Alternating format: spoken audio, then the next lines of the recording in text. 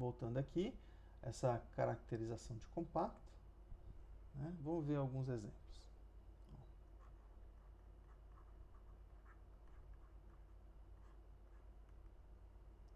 Bom, conjunto, né?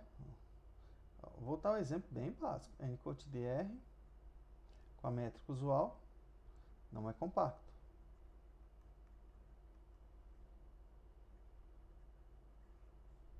Não é compacto. Por quê? Ó?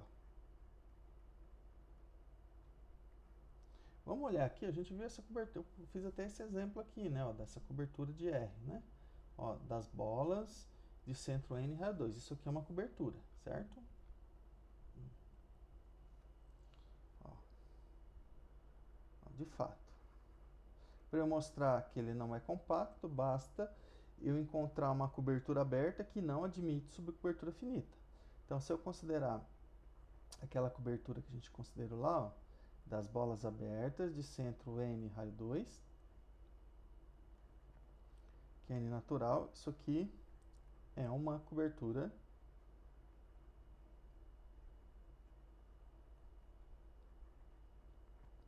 aberta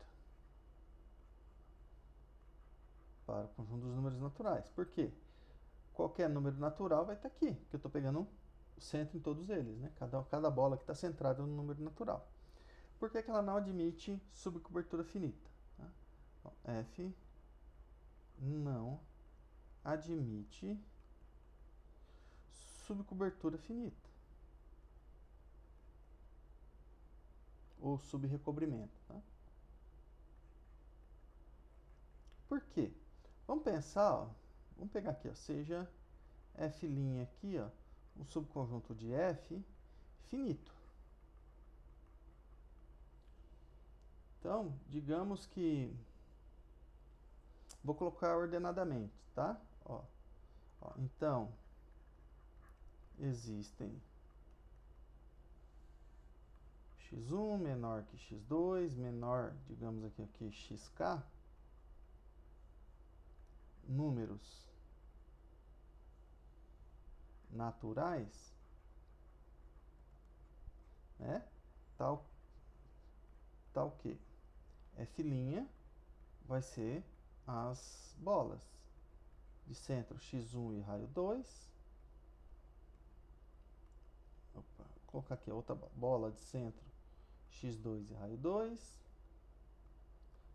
Até a última lá, a bola de centro xk e raio 2. Tá? Então, quem que é, por exemplo, aqui, ó, né?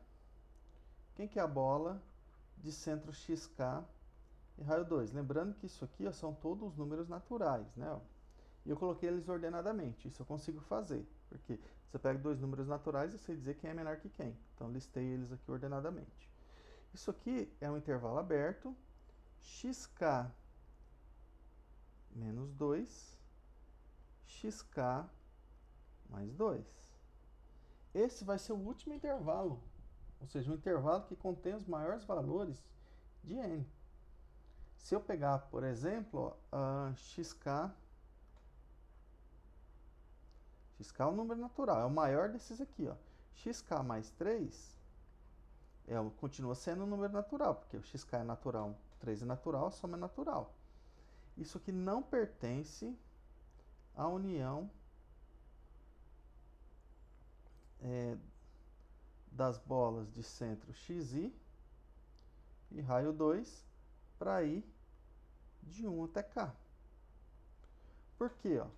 xk mais 3 ele é maior que xk mais 2. Então não está nessa bola. Se ele não está nessa bola, as outras são todas menores, então não vai estar em nenhuma delas. Né? Então, isso aqui, na verdade, eu vou até escrever melhor. A gente tem isso aqui, ó. Ó, x. Posta aqui, ó, xi mais 2, isso aqui vai ser menor que xk mais 3 para todo i de 1 até k. Ou seja, o que eu estou falando? x1 mais 2 é menor que xk mais 3, porque o x1 é menor que xk. x2 mais 2 é menor que xk mais 3, porque o x2 é menor que xk. O xk aqui é o último. Então, o último aqui vai ser xk mais 2 menor que xk mais 3. Isso significa o quê? Que o xk mais 3 não está em nenhuma dessas bolas aqui, ó. Nenhuma dessas, né? Ou seja, ele não pertence, então essa quantidade finita não é um recobrimento, não cobre o meu conjunto dos números naturais. Por quê? Se isso aqui, ó, fosse um recobrimento, significa que qualquer número natural teria que pertencer a essa união. Tá? Então, qualquer quantidade finita, com esse argumento aqui, eu concluo que não cobre. Tá? Então, se qualquer quantidade finita não cobre, significa que o F não possui uma subcobertura finita. Tá? Ó. Portanto, F' não cobre o N. O que é cobrir? É dizer que o N está contido na união de todos os elementos aqui, ó, ou de todos os subconjuntos dessa subfamília. Tá? Assim, N não é compacto.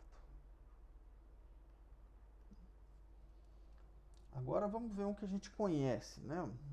Agora, para mostrar por cobertura, vocês vão ver que não é tão simples, tá? Ó, o intervalo fechado, limitado, né? 0, 1 aqui, ó, é compacto em R.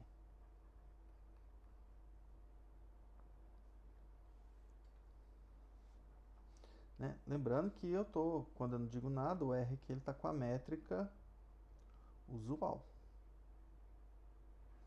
Não se assustem, tá? Isso aqui vai ser para vocês vão ver que ela é bem teórica. Não é fácil de provar em geral compacidade por cobertura. Essa ideia de cobertura aqui é fácil quando você vai provar teoremas. Isso aí fica fácil. Agora, para provar em exemplos específicos, tudo bem, para mostrar que não é compacto usando isso, tá vendo? Isso não foi difícil. Agora, para mostrar que é compacto, vocês vão ver que não é simples, não. Então, vamos pegar aqui, ó. Tá? Mas é bem interessante a forma de argumentação. É uma argumentação bem sofisticada até. Mas dá pra gente entender, sim. Né? Então, isso aqui é uma cobertura. Nossa, deixa eu escrever direito. Uma cobertura aberta de 0 a 1. Ou seja, né, esse intervalo 0, 1 aí fechado, ele está contido na união de todos esses conjuntos GL aí com L pertencente ao conjunto de índices qualquer aqui, né?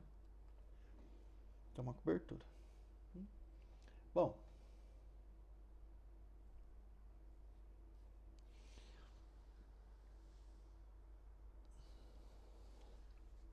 como eles são abertos, né, todos esses GL, o que a gente vai fazer?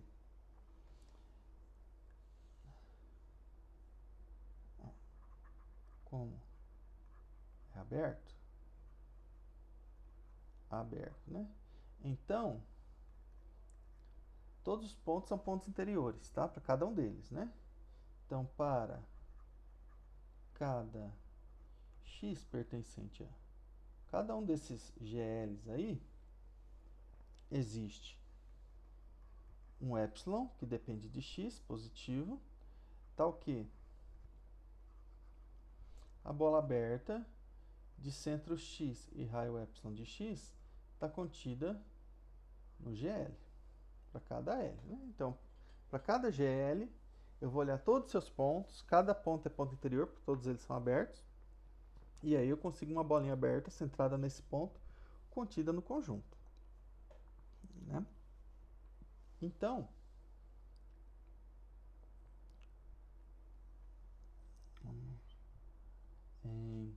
Joia, né? Então aqui, ó, eu vou chamar isso aqui, ó, essa união de um conjunto G, tá? Então, assim, eu posso escrever o G como sendo a união dessas bolas abertas de centro X e raio epsilon de X, tal que X pertence a G. O que eu fiz aqui para esse G, na verdade eu faço para todo elemento aqui, né? Então, para cada X de G, eu vou, como os GL são abertos, então G é aberto. Então, para cada X aqui, eu consigo um epsilon de X, tal que essa bola está contida em G. Como eu estou fazendo isso para todo X em G, eu vou ter que o G está contido nesse, né? Porque cada elemento daqui vai fazer parte, porque é o centro de uma bola. E todas essas bolas estão contidas em G, então a união está contida em G. Tá? A gente tem essa igualdade. Eu tenho que G é a união dessas bolas abertas aqui.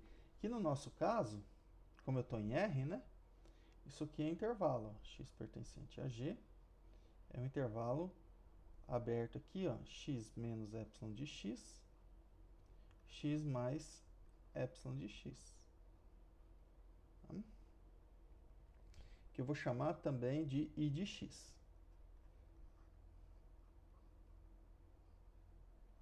Então, o I de x são esses intervalos abertos aqui. Tá? Então, observe, aqui a gente já começou já bem construtivo. Agora aqui vai ser o argumento que eu falo, né, que é um pouquinho mais sofisticado. Então, ó, pegar aqui, ó, seja y, deixa eu ver aqui uma, tá, certo? O conjunto dos y pertencente ao intervalo 0, 1, tais que, ou tal que, o intervalo aqui, ó, 0y, possui, ou pode ser coberto por uma quantidade finita daqueles I de x ali.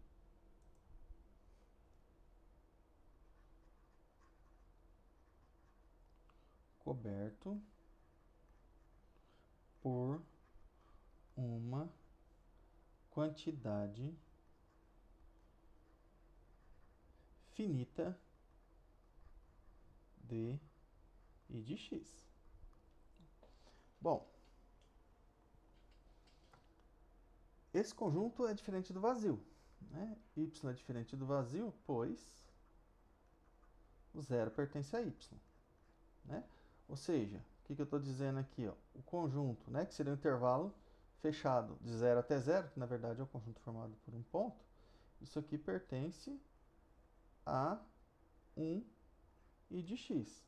Então, só esse I de x cobre é o conjunto formado só pelo zero. Então, ele é não vazio. Y é limitado superiormente.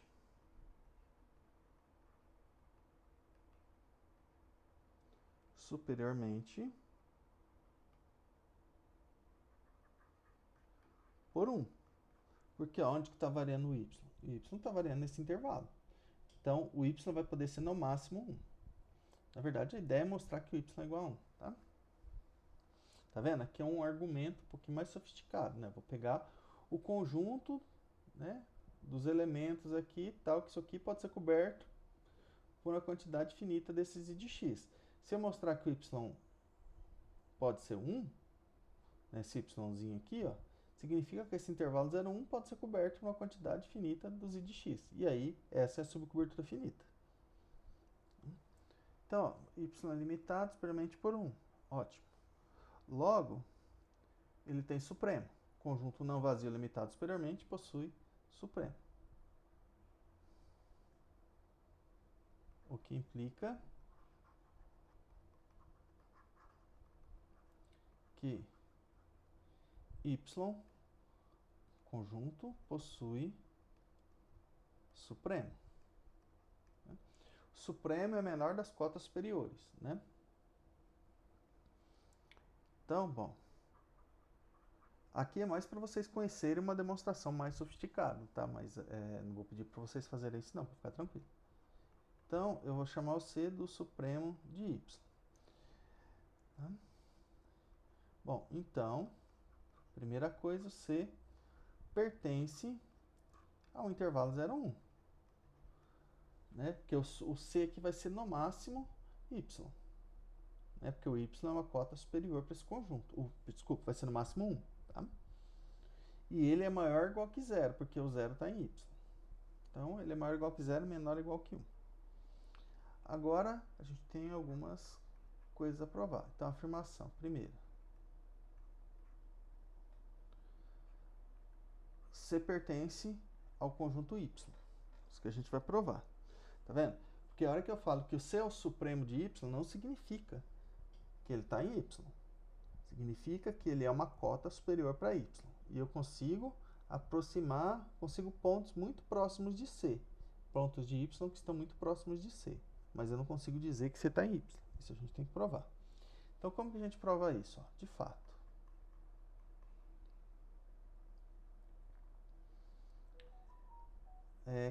Como o C é igual ao supremo de y, então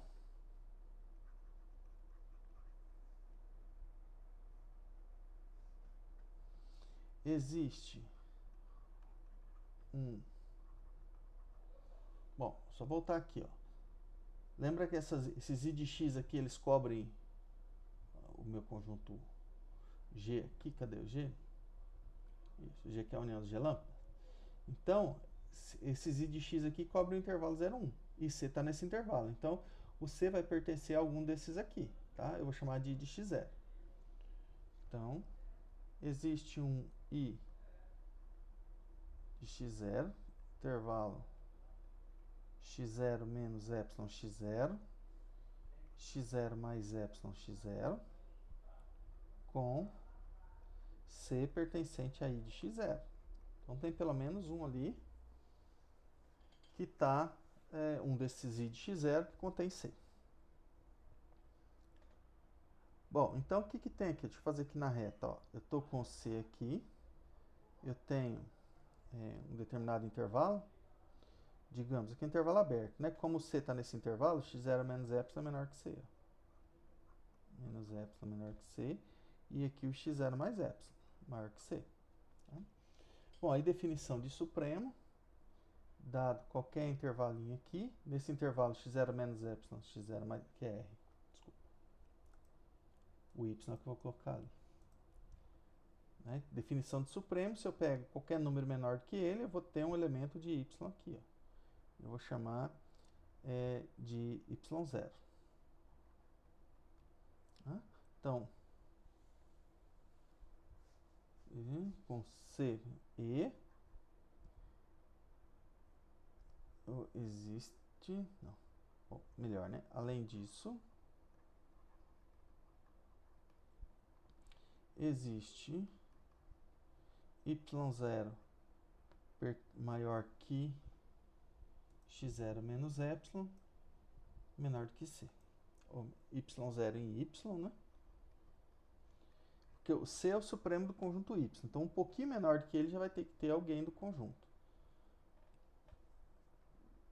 Com o y0 maior que o x0 menos epsilon menor do que c. Essa é a definição do supremo. O C vai ser supremo do conjunto Y se qualquer número que eu pego menor do que C, eu encontro um do Y que está entre esse número e C. Bom, agora o que a gente sabe, né? Então, onde que está o Y0? Y0 está em Y. Se Y0 está em Y, Y é o conjunto, vamos achar ele aqui, ó, de todos os elementos de 0, 1, tal que o intervalo 0y pode ser coberto por uma quantidade finita de x. Então, como y0 está em y, esse intervalo 0y0 pode ser coberto por uma quantidade finita desses i de x aqui. Então, assim, né, pela definição de y,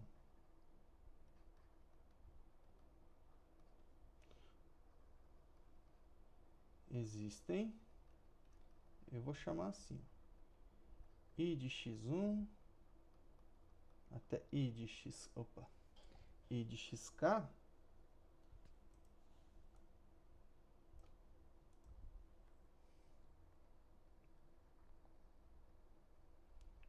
tá ok. O intervalo 0, y0, isso aqui está contido na união desses aí, ó. I de x1, união, I de xk.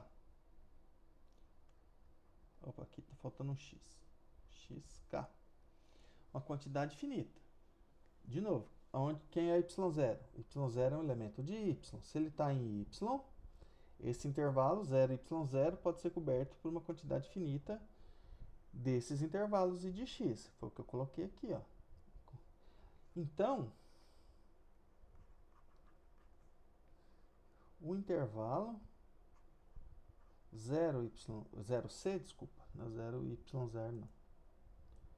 Bom, o intervalo 0c, ele está contido, isso aqui eu tenho k intervalos, então esse aqui vai estar contido nesses aí, união com o I de x0.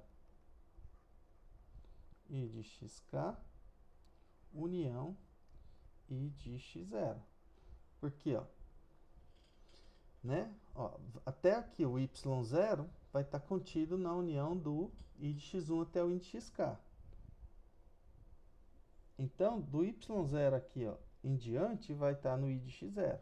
Ou seja, o C, então ele está numa quantidade finita, né?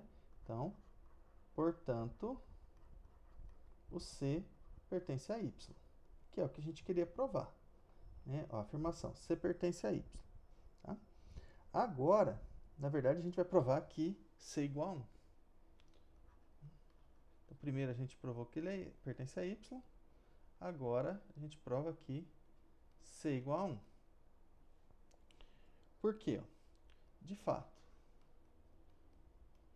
se C fosse menor do que 1, observa que eu sei, o C é o supremo do y, né? E o C está no intervalo 0, 1. Mas, então eu sei que ele é menor ou igual que 1. Tá? A ideia é mostrar que ele é igual a 1. Se ele é igual a 1, significa o quê? Que como ele está em y, né, que a gente acabou de provar, ó, que o C pertence a y, o intervalo 0c está contido na união finita daqueles I de x. Se C é igual a 1, o intervalo 0, 1 está contido numa união finita. Tá? Bom, vou mostrar que C é igual a 1. O que acontece se eu supor que C é menor que 1? Então, existiria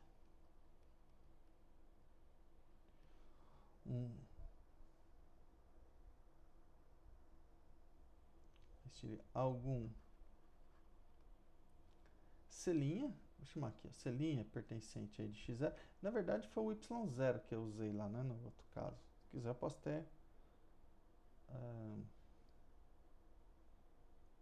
não, perdão. Desculpa aqui.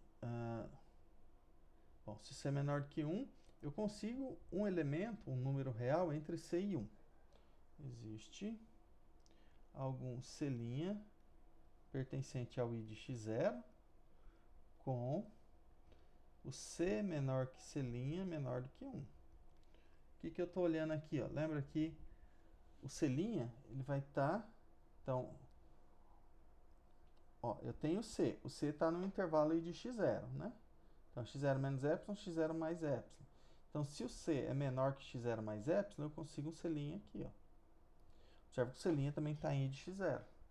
Tá? Então, eu consigo um C' em I de x0 maior que C e menor do que 1.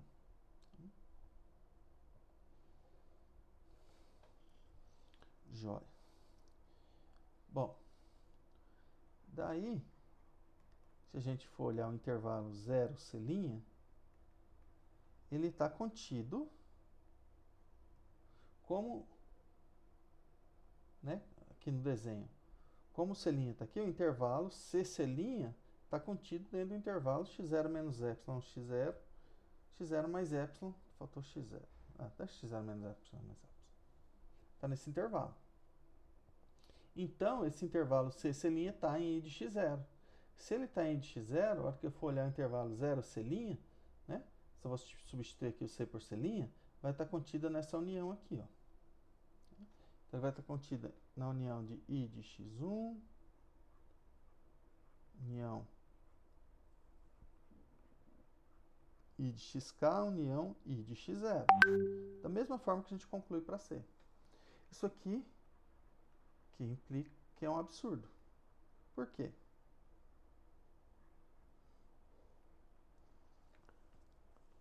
Por que isso aqui é um absurdo? Porque, ó, observa que o C' é maior que C. Isso aqui eu estou concluindo que pois concluímos que C' pertence a Y. Bom, onde que está o absurdo? Está absurdo que o C é uma cota superior para Y. Perdão, é o supremo, né? De Y. Então é a menor das cotas superiores.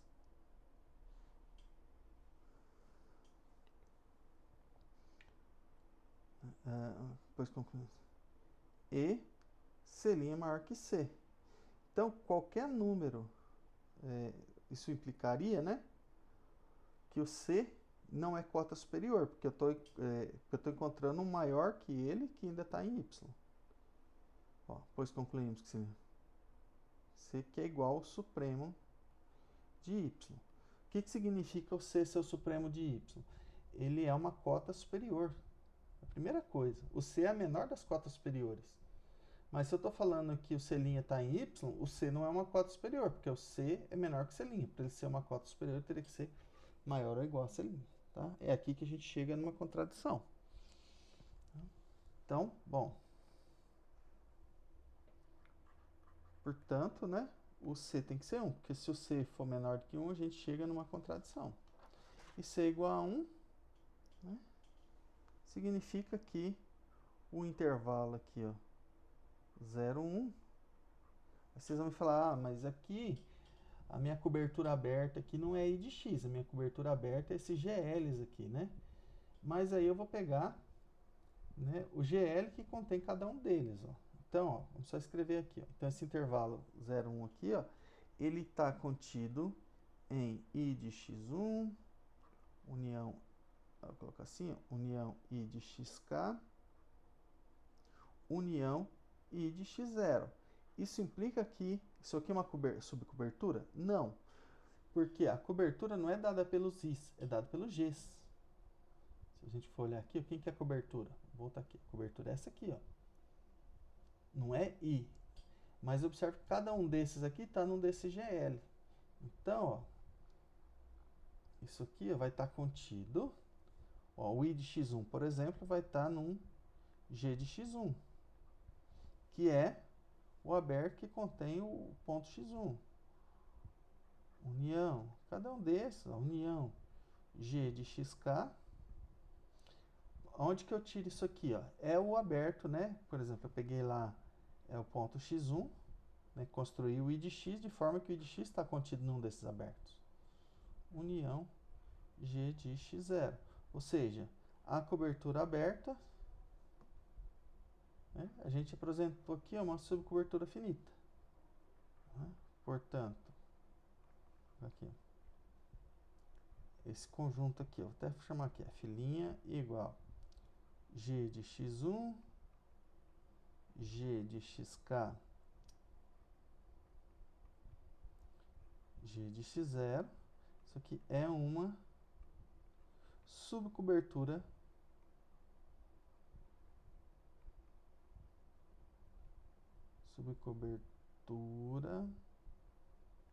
finita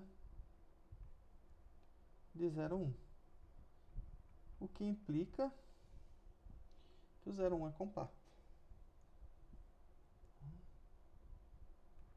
Ou seja,